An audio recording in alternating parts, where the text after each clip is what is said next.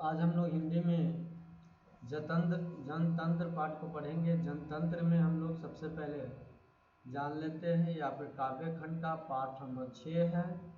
काव्य खंड का गोदली बुक का है ये काव्य खंड पाठ 6 है आपका। गोदली नंबर कितना है? पाठ 6 है गोदली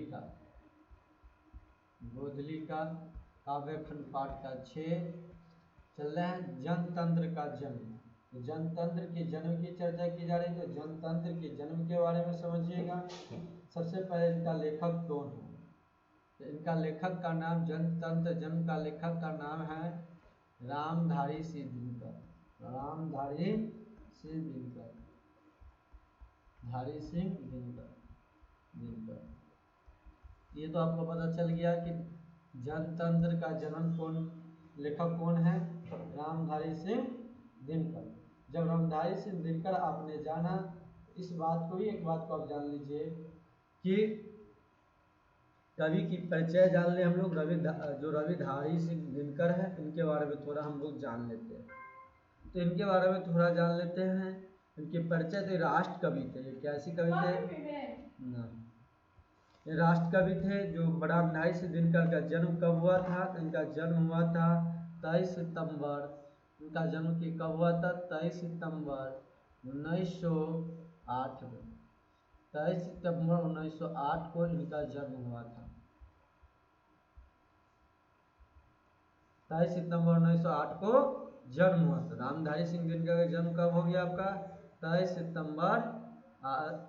सितंबर आपको 1908 में। इसका किस गांव में? तो सिमरिया गांव है। गांव का नाम पता किया जाए, बोला जाए तो सिमरिया में। सिमरिया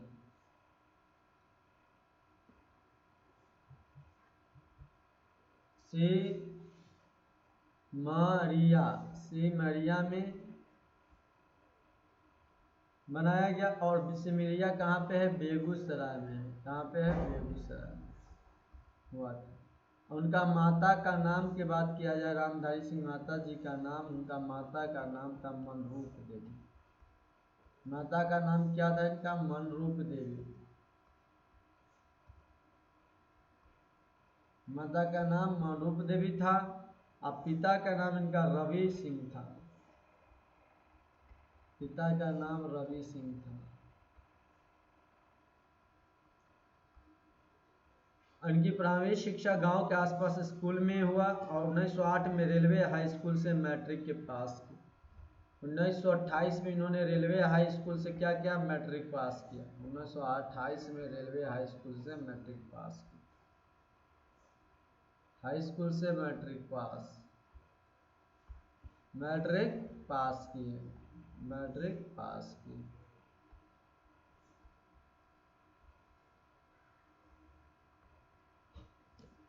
1928 में मैट्रिक पास किए तथा पटना कॉलेज में 1932 ईस्वी में पटना कॉलेज से बीए किए इतिहास ऑनर्स विषय से। पटना कॉलेज से 1932 ईस्वी में इतिहास से ऑनर्स किया।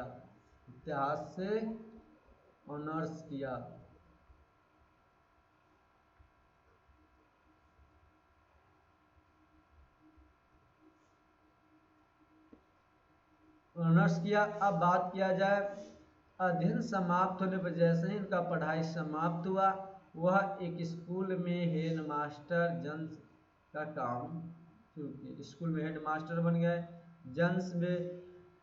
जनसंपर्क विभाग में सब रजिस्ट्रार और सब डायरेक्टर, पुनः बिहार विश्वविद्यालय में हिंदी का प्रोफेसर, भागलपुर विश्वविद्यालय को उप कुलपति पद पर ही रहे। ये राज्यसभा के सांसद भी रहे थे और ये राज्यसभा के क्या रहे थे? सांसद भी रहे थे। राज्यसभा के क्या हुए? सांसद भी रहा किए थे।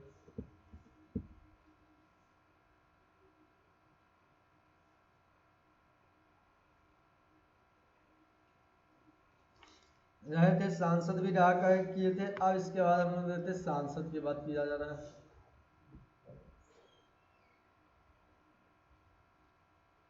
सोचिए, सांसद, क्या थे? सांसद।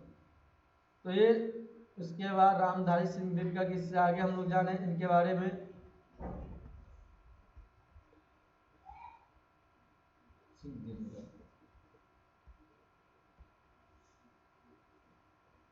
तो देखिए रामधारी सिंह दिनकर, अब इसके ज़्यादा जानकारी हम लोग करें तो सबसे पहले जान लेते हैं इनके अध्ययन। तो समाप्त हुआ था कि स्कूल, कौन सा स्कूल में हेडमास्टर बने? HE स्कूल में, HE स्कूल के हेडमास्टर, स्कूल के में प्रधानाध्यापक।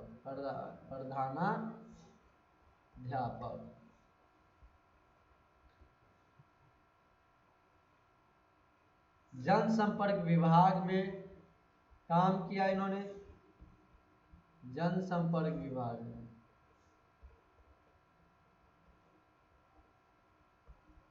सब रजिस्ट्रार में,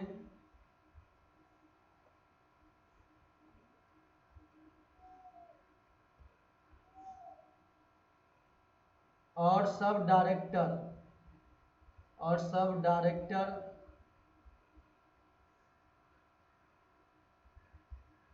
सब डायरेक्टर।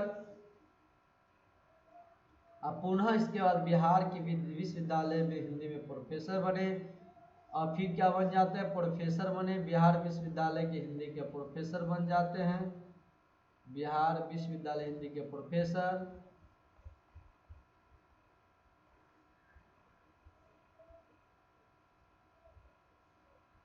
विश्वविद्यालय के प्रोफेसर।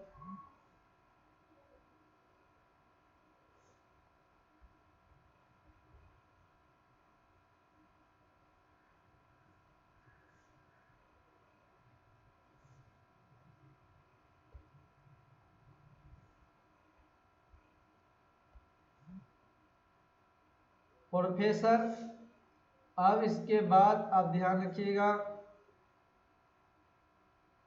अंतिम में जाकर इन्होंने भागलपुर विश्वविद्यालय के कुलपति भी बने, भागलपुर विश्वविद्यालय के कुलपति बने, कुलपति, उप कुलपति।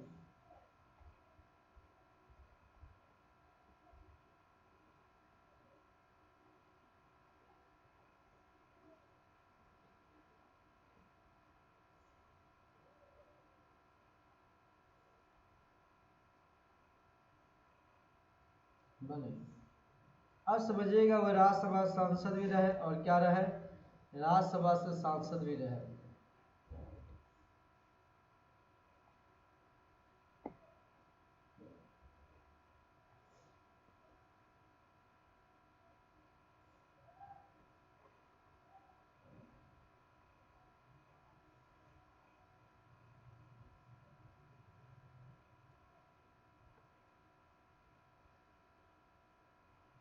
राज्यसभा से क्या रहे? सांसद भी रहे। 24 अप्रैल इनकी मृत्यु कब हो गया? निधन इनकी 24 अप्रैल 1934 में, 1974 में इनका मृत्यु कब हो गया? 24 अप्रैल 1974 में। जब 24 अप्रैल 1974 का इनका मृत्यु हो गया, रामधारी सिंह दिनकर जी का, याद रखिएगा इन्होंने बहुत सारे समाज में उनकी कृतियां समाज के सामने आने लगी। दिनकर जी हाई स्कूल के जीवन काल में रहकर ही कविता लिखना आरंभ कर दिया था। हाई स्कूल के जीवन काल से वो अपना कविता लिखना स्टार्ट कर दिए, आरंभ कर दिए थे।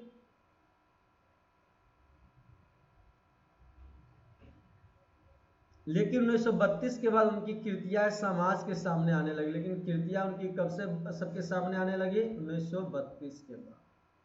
1932 के बाद सबके सामने वह कृतियां आने लगी, और गद्य पद के माध्यम से, गद्य के माध्यम से भी, पद के माध्यम से भी, गद्य और पद के माध्यम से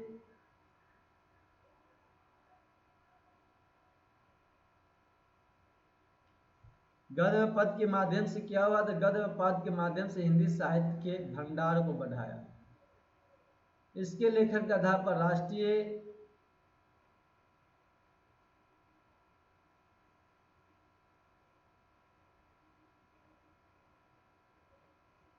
इस लेखन के आधार पर राष्ट्रीय, सामाजिक, ऐतिहासिक और सांस्कृतिक क्या क्या था रहा।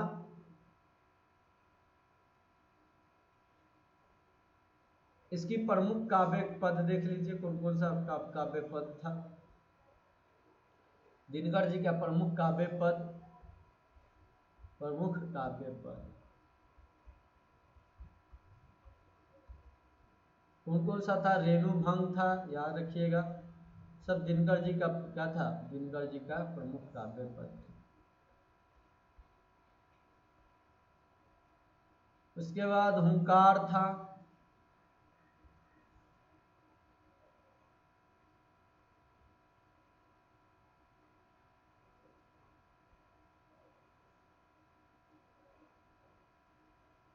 हुंकार के बाद आप याद रखिएगा रसवंदी था।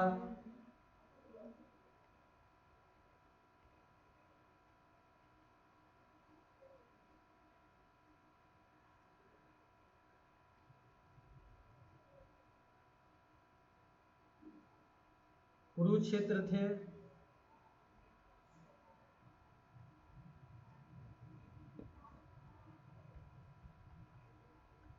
रथी थी। नील था और कुसुम था।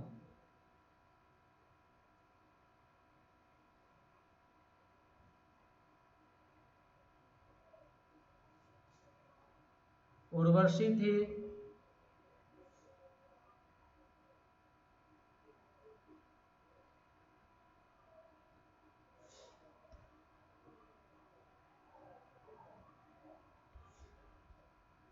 परशुराम की प्रतीक्षा।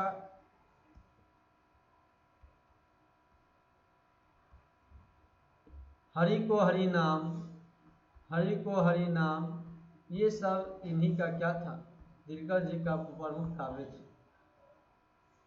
अब इसके बाद आप लोग समझिएगा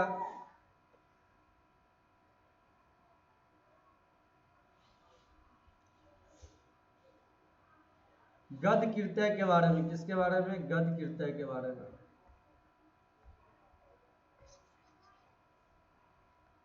गद्य कीर्तय के बारे में समझिए आप लोग। तो गद्य कीर्तय के बारे में जानिए। मिट्टी की ओर, ये भी दिनकर जी का था, मिट्टी की ओर।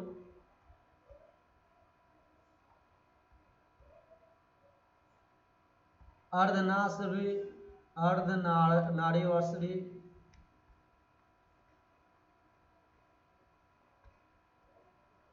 संस्कृति के 4 अध्याय,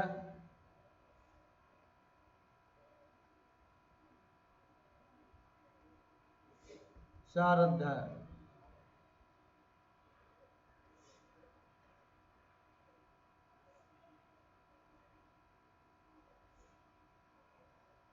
काव्य की भूमिका,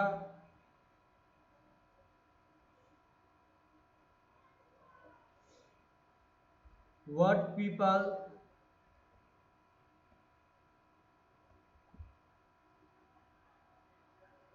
शुद्ध कविता की खोज,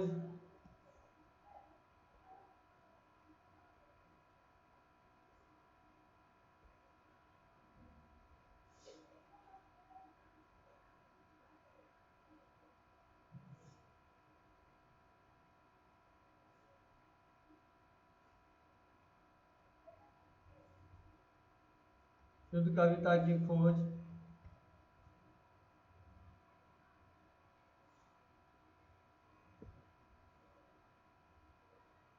दिनकर की डायरी,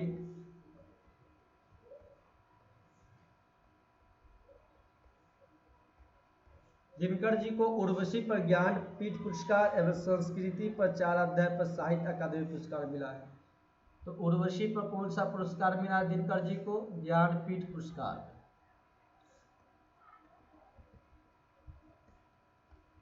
पुरस्कार मिला है। और साहित्य अकादमी में कौन सा पुरस्कार,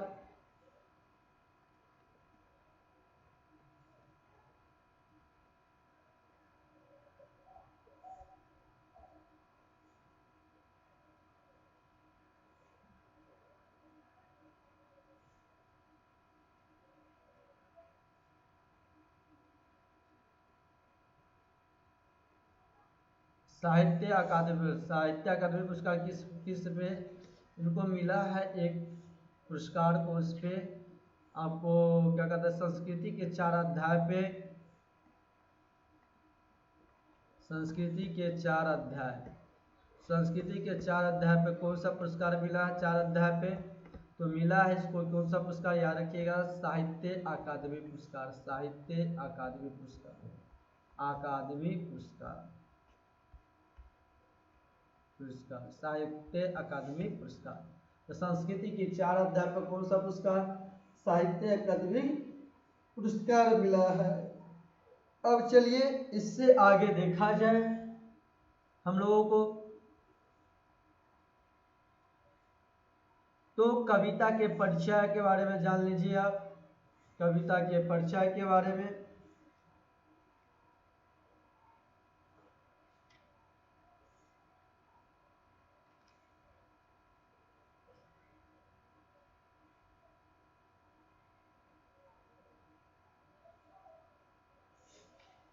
कविता का परिचय,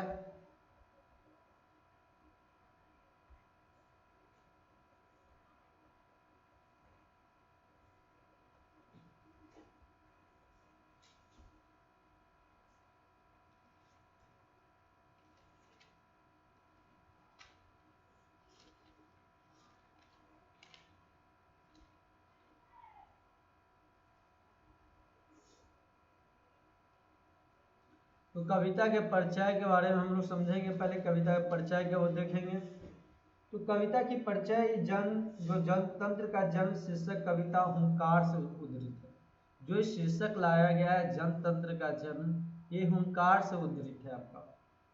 इस पाठ में जनतंत्र का उदय जयघोष है, यानी इस पाठ में जो जनतंत्र का उपाय बताया गया आपका, क्या बताया गया? जयघोष। भारत को सदियों से गुलाम बताया गया है। जो भारत था सदियों से क्या था आपका? गुलाम। के बाद आज़ादी प्राप्त की, यानी बहुत सदियों से भारत गुलाम था, उसके बाद स्वतंत्रता प्राप्त की।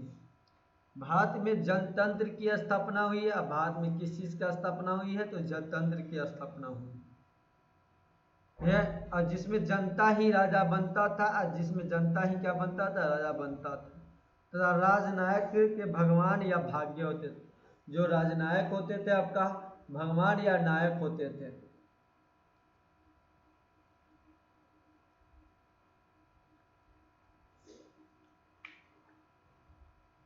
भाग्य के विधाता का जनता, जो राजनायक के भगवान या भाग्य के क्या होते थे? विधाता का जनता, विधाता जनता होती थी।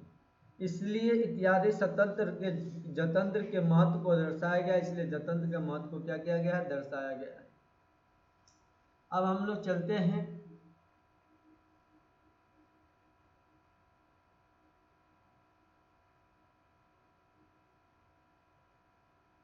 सदियों की ठंडी बुझी राख सुख बुगा उठी। कहने सदियों से गुलाम भारत स्वतंत्र हो गया था। सदियों से जो ठंडी बैठी थी, बुझी राख सुबह उठी, क्या हो गया? सदियों से गुलाम भारत स्वतंत्र हो बैठा था। मिट्टी सोने ताज पहन इचलाती थी, 2 राह समय के रथ का घर घर नाद सुनो, सिंहासन खाली करो की जनता आती है। सदियों से गुलाम भारत स्वतंत्र हो गया। जो भारतीय तुच्छ माने जाते थे, उन्हें अब वो ताज पहनने को तैयार था।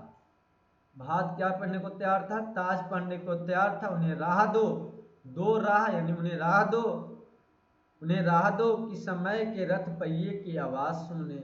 समय के जो पहिए है वो किसका आवाज़ सुने? आपका रथ की, समय के जो पहिए रथ की आवाज़ को सुने, रथ के पहिए की आवाज़ को सुने, और सिंहासन खाली करो कि जनता आती है। कहने के मतलब कि सिंहासन खाली कर दो, सिंहासन खाली कर दो, करो, अब सिंहासन पर आरूढ़ होने के लिए जनता स्वयं आ रही है। इसके बाद हम लोग दूसरा पैराग्राफ क्या था देखिएगा। इसके बाद हम लोग का था जनता हाँ मिट्टी को अबोध मूर्ते, वहीं जारे पाले की कसक सादा सहने वाली। जब अंग अंग में लगे सांप हो चुस रहे तो तभी भी न कभी मुंह खोल दर्द कहने वाली। ये जनता जिसको आमोद है, मुख मिट्टी कि मूर्ति माने जाते थे, जनता को क्या माना जाता, बुद्ध मूर्ति मिट्टी माने जाते